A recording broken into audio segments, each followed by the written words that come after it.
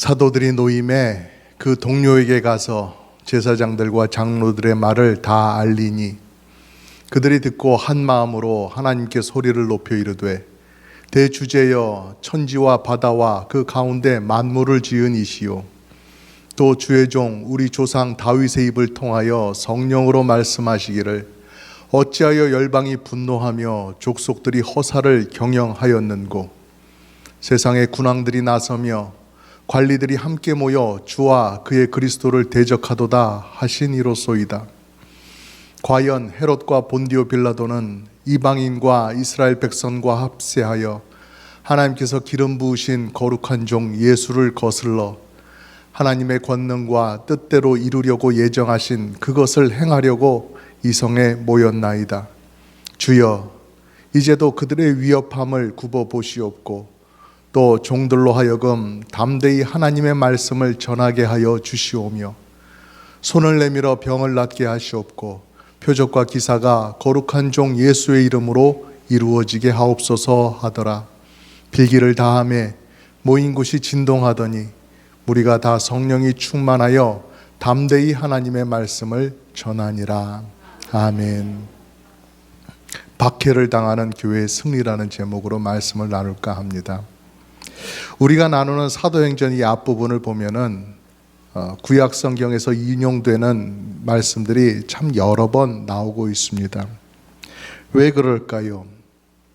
그 이유는 예수님께서 어느 날 갑자기 오신 분이 아니시기 때문에 그렇습니다. 하나님께서 구원자 예수 그리스도를 이 땅에 보내어 줄 것이다 여러 번 언약으로 말씀하셨고 예언을 통해서 성경에 기록해 주셨기 때문에 그 말씀을 따라 오셨기 때문에 그런 것입니다. 이 성경 말씀에 기록되어 있는 예수님의 때와 예수님의 구원에 대해서 그래서 제자들이 그 말씀에 주목하지 않을 수 없었고 그 구약 말씀부터 사람들에게 들려주며 예수님을 소개할 필요가 있었던 것이었죠. 오늘 말씀에도 어김없이 구약 성경 말씀이 등장하는데요. 그것은 시편 2편 말씀입니다. 그런데 여러분, 지금 제자들이 어떠한 형편 가운데 있어요? 사도들이 베드로와 요한 사도가 성전에 기도하러 가던 도중에 성전 앞에서 다리를 못 쓰던 사람을 보고 그를 일으켜 세워주지 않았습니까? 그의 못 쓰던 다리를 고쳐주었습니다. 그랬더니 많은 사람들이 베드로와 요한 사도에게 몰려들었고 또 그 기회를 잡아서 사도들이 예수님의 이름을, 예수님의 구원을 사람들에게 전했다라는 것입니다. 그렇지만 이 일로 인해서 두 사도는 잡히게 되었습니다. 하루 동안 갇혔다가 그 다음날 최고 종교회의, 이 공회, 산헤드린 공회에 나가서 신문까지 받게 되었습니다. 이미 공회가 잡아서 신문했고 그래서 사형에 처해야 된다고, 사형에 처할 만하다고 예수님을 판결했다라는 것입니다. 그렇게 해서 로마 총독 빌라도에게 내어주었다는 것이죠. 그런데 이제 와서 왜 그의 제자들이 예수님이 메시아라고 하느니, 또 예수님은 의로운 분이시기 때문에 하나님께서 그분을 살리셨다느니 왜 이런 말을 하고 다니느냐? 그러니 공회로서는 가만둘 수가 없다 하면서 잡아서 신문을 했던 것이었죠. 그렇게 해서 신문을 받았지만은 그 자리에서 두 사도는 위축되지 않았고 담대히 이렇게 일어난 일이 예수님 때문에 일어난 일이다, 예수님은 살아계시다 하는 것을 강력히 증거했고요. 그러자 공회는 그 사도들을 풀어주었습니다. 이번에는 풀어주지만 다음번에 또 그렇게 하다가 잡혀오면 너희들 그때는 재미없어 하면서 위협하고 협박하면서 풀어주었죠. 두 사도가 기도하러 간다고 나갔다가 그날 저녁에 돌아오지 않았던 것이죠. 잡혀 있었으니까요.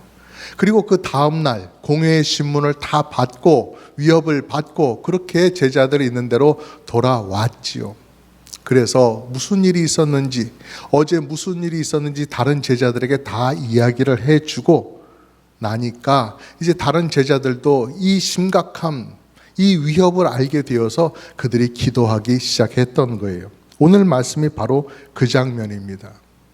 제자들이 야, 이제 이 일을 두고 기도해야 되겠구나 하는 가운데 그들에게 떠오른 구약 성경 말씀이 있었으니 그것이 바로 시편 2편이라는 말입니다. 25절 26절 말씀 보겠습니다. 우리 조상 다윗의 입을 통하여 성령으로 말씀하시기를 어찌하여 열방이 분노하며 족속들이 허사를 경영하였는고 세상의 군왕들이 나서며 관리들이 함께 모여 주와 그의 그리스도를 대적하도다. 이것이 시편 2편에 있는 부분이란 말입니다. 시편 2편은 다윗이 쓴 시편이지요. 그 내용을 보면 이 세상에 힘 있는 자들, 왕, 관리, 이런 고위직에 있는 사람들이 쓸데없는 짓, 헛된 일을 하고 있는데 그것이 뭐예요? 하나님과 하나님께서 세우신 그리스도를 대적한다라는 것입니다. 하나님과 그리스도를 대적하는 일, 정말로 헛된 일이죠. 성공할 수가 없는 일이지 않습니까? 자신들이 가진 힘과 권세로 이 세상을 마음대로 주무르고 뭐 죄악이든지 뭐 하나님이든지 이런 거 상관없이 마음대로 다스려 보고 싶은데 이 세상의 창조주요 모든 백성들의 모든 사람들의 심판자이신 하나님께서 딱 자정하고 계시니까 그것이 싫은 거예요. 그리고 그리스도를 통해서 하나님의 거룩한 뜻을 드러내시고 하나님의 구원의 일을 이루어 갑니다. 약한 사람들, 또 가난한 사람들, 소망이 없는 사람들, 그런 사람들을 지키고 그들을 구원해내는 그 그리스도의 선한 일들, 그런 것들을 바라보면서 이 힘 좀 쓴다고 하는 이 세상의 사람들이 참 그리스도를 바라보면서 거부감이 들었던 거예요. 다시 말하면 하나님의 질서, 하나님의 구원, 이런 것들을 싫어한다는 것이죠. 내가 구원자가 되고 내가 사람들을 마음대로 관리하겠다, 내가 사람들을 마음대로 다스리겠다, 이런 마음이 있었다라는 것이죠. 오늘 말씀에 보면은 이제 그리스도를 대적하도다라고 말씀을 하고 있는데 시편 2편의 말씀을 보면 기름 부음 받은 자라고 그렇게 나오고 있습니다. 같은 말이죠. 구약 시대에는 제사장이든 선지자든 왕이든 하나님께서 따로 구별하셔서 거룩하게 하시고 그를 사용하신다 할 때는 그의 머리 위에 기름을 발랐습니다. 마치 오늘날 우리가 세례를 받을 때 물로 머리를 적시는 것처럼 기름을 그 사람들의 머리에 바르면서 당신은 하나님께서 거룩히 구별한 자요, 하나님께서 맡기신 일을 잘 감당하시오 하면서 그렇게 구별을 했단 말이죠. 그러니 머리 위에 기름 부음 받은 사람들, 그런 사람들이 여러 명 있었다는 거예요. 제사장도 기름 부음을 받아야 됐고 선지자나 왕들도 다 기름 부음을 받아야 했으니까요. 다윗 왕도 제2대 이스라엘의 이 왕인 다윗 왕도 마찬가지지 않았습니까? 그러니까 예전에는 제사장도 선지장도 왕도 어떤 의미에서 기름 부음 받은 사람들이기 때문에 다 그리스도라고 불렸습니다. 다들 작은 그리스도들이었어요. 그러나 정말로 위대한 그리스도, 가장 위대하신 그리스도이신 예수님께서 이 땅에 오신 이후로는 그때부터는 예수님만 그리스도라고 부르게 되는 것이죠. 이런 점을 생각해 보시면 이해가 좀 쉬우실 겁니다. 이렇게 벽, 성벽 이런 것이 있으면 그것을 월이라고 부르잖아요. 큰 성벽이다 하면 Great Wall이다. Great Wall보다 더 큰 성벽은 뭐라 그래요? 더 Great Wall, 더 큰 성벽이니까. 예. 그렇게 해서 이제 부른단 말이죠. 이 나라에도 더 그레이트 월이 있고 저 나라에도 더 그레이트 월이 있고 저 나라에는 더 그레이트 월이 있고 막 이렇단 말이죠. 그런데 중국에서 성벽을 막 쌓고 이어 붙이는데 그것이 세계에서 제일 길다라는 거예요. 제일 크다라는 것이죠. 그러니까 그것을 더 그레이트 월이라고 부르게 되었어요. 그냥 그 이름을 거기에다가 준 것입니다. 그러니까 이제는 더 그레이트 월이다 하면은 중국에 있는 그 만리장성 그거를 가리키는 말이 되었다라는 것입니다. 그리스도라는 호칭이 이 사람 저 사람에게 쓰일 수 있었습니다. 그러나 예수님이 오신 이후로는 예수님을 가리키는 단 하나의 호칭이 된 것이에요. 가장 위대하신 그리스도, 예수님, 이렇게 된 것이죠. 오늘 말씀에 인용된 이 시편 2편 말씀을 읽으면서 그것을 기억하면서 기도해야 되겠다 하고 손을 잡은 그 제자들의 마음속에서는 여기에 나타나는 이 그리스도가 예수님이시구나, 바로 그 사실을 더욱더 분명하게 발견하게 된 것이었습니다. 하나님께서 기름 부어서 세우신 여러 작은 그리스도일, 그 그리스도일 가운데서 으뜸이 되시고 원조가 되시는 진정한 한 분의 그리스도 예수님을 발견하게 되었던 것입니다. 그 시편 가운데 예수님을 발견하게 되니까 어떻게 돼요?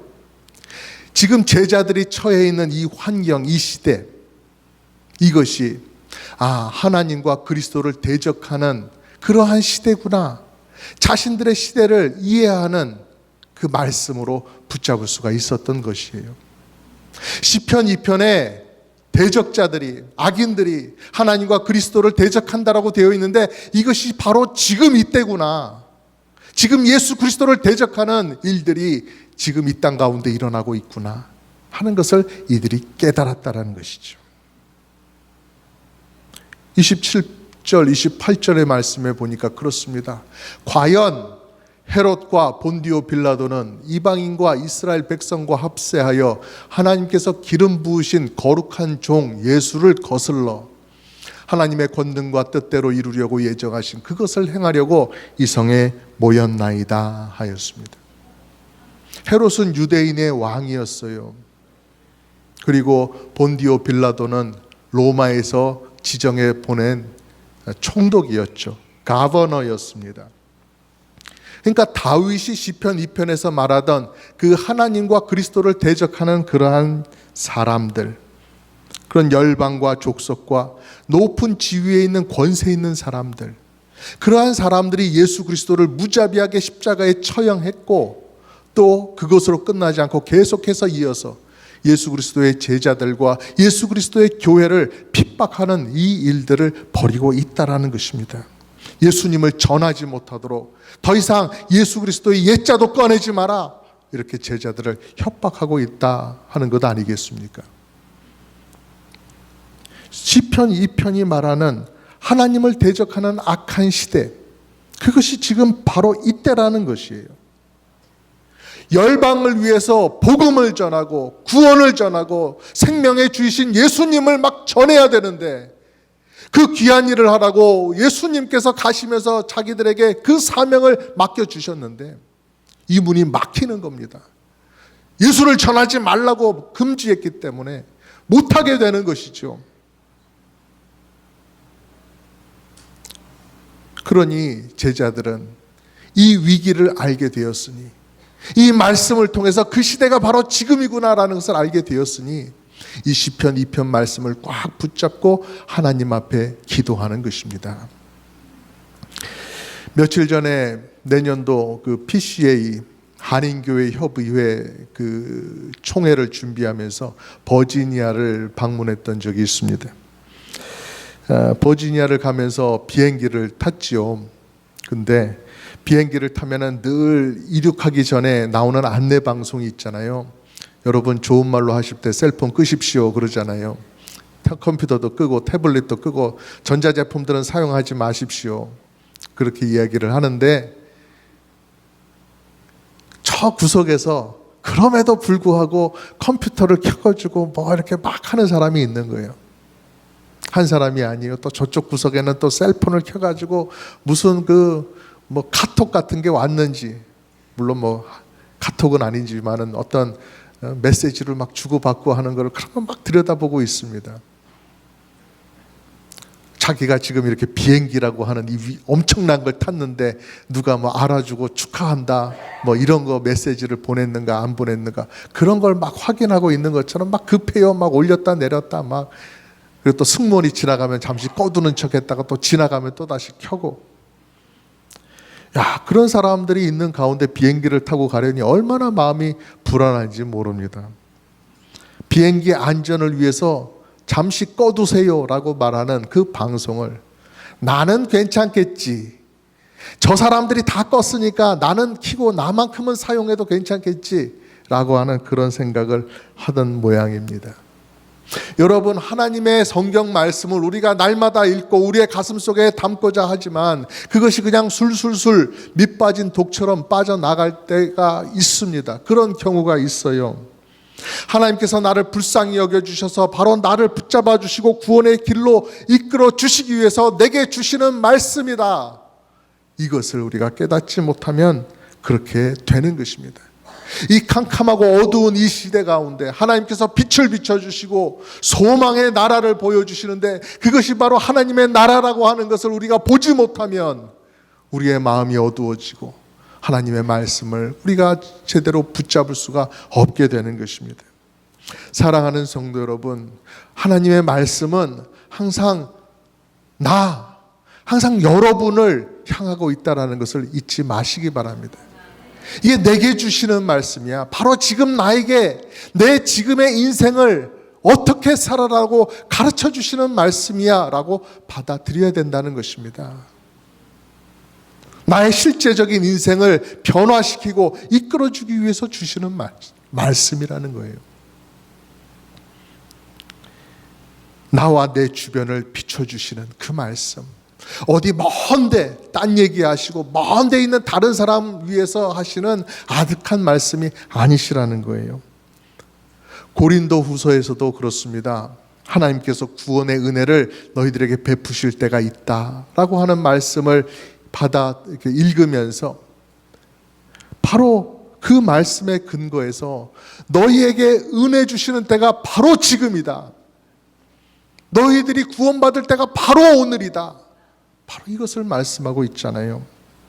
고린도 후서 6장 1절, 하나님의 은혜를 헛되이 받지 말라.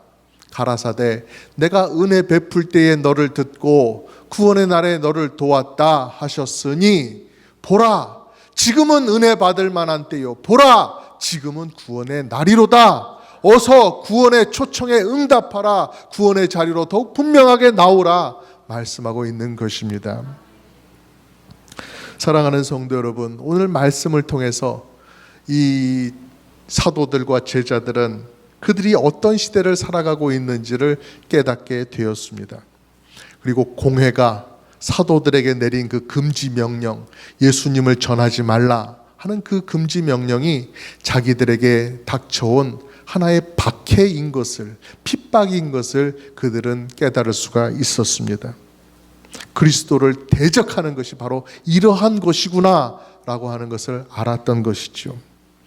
우리 교회 성도님들, 나를 구원하신 예수님 앞에 내가 어떻게 살아가야 할지 그것을 성경에서 배우시기를 바랍니다. 마치 이런 겁니다.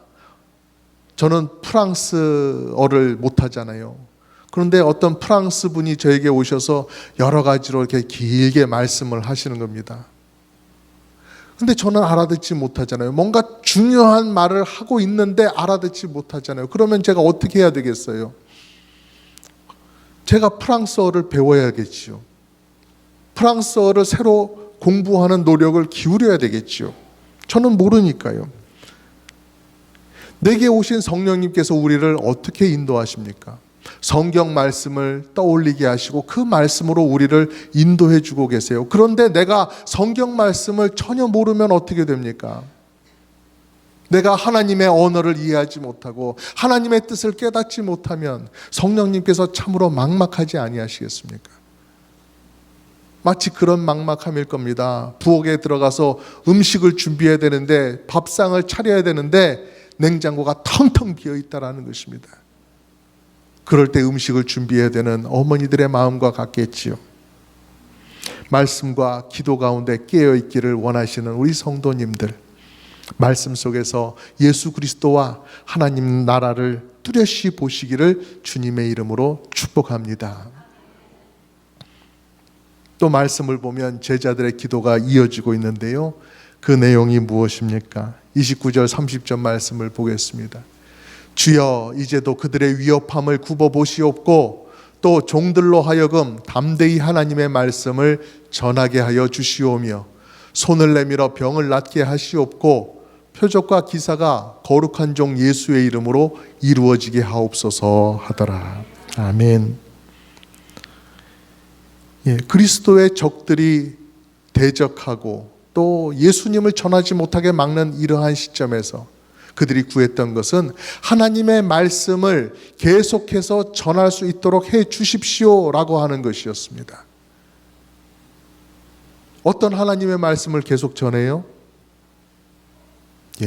구약 성경에 적혀 있는 예수 그리스도께서 참된 메시아다, 그리스도다, 구원자다 라고 하는 그 사실을 알려주는 것.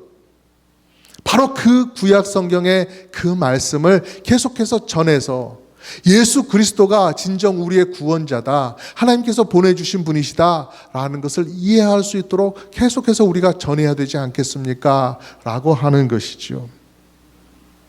또 그리스도 우리 주 예수의 이름으로 병 낫게 하시고 표적과 기사가 계속해서 일어나게 해 주옵소서라고 기도했던 것입니다. 바로 어제 성전 앞에서 다리를 못 쓰던 사람이 벌떡 일어나게 된 것처럼 그러한 병 고침과 표적과 기사가 계속해서 일어나게 해 주옵소서라고 기도했던 것입니다. 예수님을 잘 전할 수 있도록요. 그런 일들을 통해서 사람들이 많이 몰려오고 그 사람들에게 예수님을 잘 전할 수 있도록 표적과 기사까지도 사용하여 주옵소서 기도했던 것이었죠. 공회에서는 그렇게 말했습니다. 이런 일이 또 일어나면 가만히 안 둔다고요. 그런데 사도들과 제자들이 기도하는 것은 무엇입니까? 딱 어제 같은 일만 계속해서 일어나게 해 주옵소서라고 기도했던 것입니다. 제자들은 공회가 사도들에게 했던 이 말이 심각한 위협인지 몰라서 계속해서 이렇게 기도했을까요? 아닙니다. 알았습니다. 다음번에 또 잡혀가게 되면 제자들도 예수님 앞서가신 그 길처럼 십자가 처형이든 무슨 처형이든 끔찍한 처형을 받게 될 것이라는 것을 알고 있었습니다. 공회의 엄포라고 하는 것이 이 베드로와 요한 두 사도에게만 한 것이 아니었습니다. 나는 베드로와 사도도 아니고 나는 공회에 안 끌려갔으니 나는 괜찮겠지, 이런 것이 아니란 말입니다. 공회의 그 금지는 모든 예수님의 제자들에게 다 적용되는 것이었어요. 예루살렘 교회를 향해서 주어진 금지였다라는 것입니다. 박해였다라는 것입니다. 그러니 박해가 눈앞에 와 있고 그들이 현실적으로 피부로 체감할 수 있는 그러한 상황이 되었지만 예수님의 제자들은 기도하면서 그 박해를 정면으로 뚫고 나가기를 원했던 것이었습니다. 여러분, 이런 것이 정말 우리가 쉽게 할 수 있는 그러한 기도일까요? 아주 높은 기도의 경지 아니겠습니까? 저 같으면 아마 그랬을 거예요. 그 박해가 온다고요? 하나님, 박해를 정면으로 맞으면 무지 아프니까 좀 이렇게 비껴서 딱 좀 비켜 맞게 좀 해주십시오. 하나님, 박해라는 것도 여러 번 맞으면 정말 괴로우니까 2번 박해 받을 거 딱 한 번만 받고 끝나게 해주십시오. 이런 식으로 기도를 했을 것 같단 말이죠. 고통 앞에서 모든 사람들이 다 같은 마음일 텐데요. 어떻게 이분들은 기도하기를 담대히 하나님의 말씀을 계속해서 전할 수 있게 해 주십시오라고 기도를 할 수 있었을까요? 다른 게 아닙니다. 자신들이 예수님의 사람이라는 것을 알았던 거예요. 예수님의 증인이라는 것을 알았던 거예요. 그 증인의 사명, 예수님께서 바로 그들 각자에게 주신 사명이라는 것을 알았던 거예요. 난 이런 사람이고 난 이렇게 살아야 된다라는 것을 분명히 알았던 것이죠. 그들은 뼛속까지 예수님의 사람이었습니다. 여러분, 아주 작은 일, 작은 핍박 하나 받으면서 동네 사람들, 내가 핍박받았어, 나 좀 봐주시오, 이럴 필요는 없겠지만은 우리의 신앙생활을 중단시키거나 또 우리의 전도의 문을 가로막는 그런 일들이 있을 때 우리가 그런 것에 대해서 단호히 대처할 수 있는 그러한 자세가 되어야 될 것입니다. 오늘날 미국에서 전도를 하면 좋지 않게 보는 그런 분위기가 되어가고 있습니다. 지난주에 버지니아에 가서 실감을 했는데요. 우리 목사님들과 함께 식당에 갔습니다. 그래서 거기서 식사를 하는데 거기 있는 한 웨이트리스가 참 친절하게 대해주시더라고요. 참 즐거운 이야기를 하면서 그 식사 자리를 참 밝게 해주었습니다. 그래서 같이 웃으며 즐겁게 그렇게 식사를 하던 도중에 그 중에 한 목사님이 교회 이야기를 슬쩍 꺼냈습니다. 교회 다니십니까? 예수님을 믿으십니까?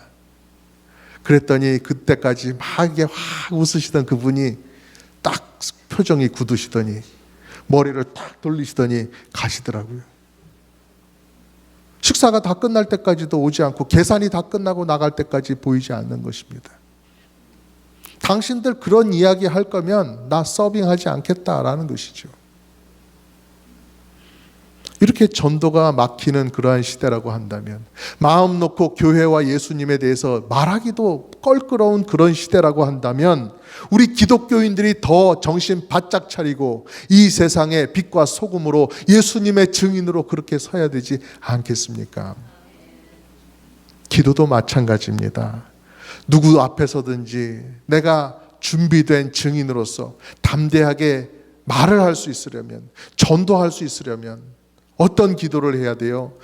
주님, 오늘도 저에게 전도의 문을 활짝 열어주십시오. 제가 전도할 수 있게 해주십시오.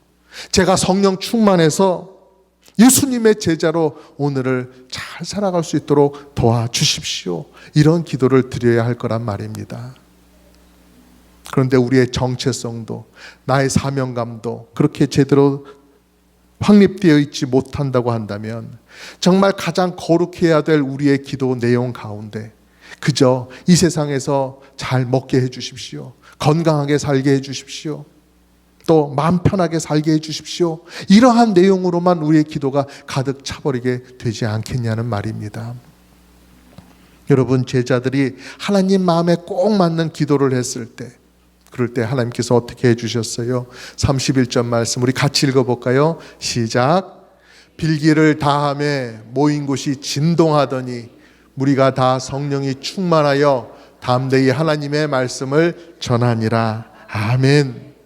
성령의 충만함을 더하여 주셨어요. 그래서 그 제자들이 기도하고 제자들이 정말 마음속으로 바랬던 것, 그것 구약 성경 말씀을 붙잡고 사람들에게 가서 보시오, 성경 말씀이 이렇게 되어 있으니 예수님이 바로 우리에게 보내주신 바로 그 하나님의 구원자요, 바로 그 사실을 계속해서 전할 수 있도록 해주신 것입니다.